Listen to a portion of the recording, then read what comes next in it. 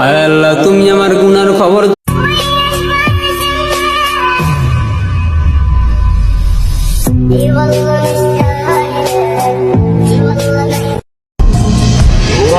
কি মায়া লাগাইলা তুমি, তোমার ছাড়া কিচ্ছু ভাবতে পারি না আমি।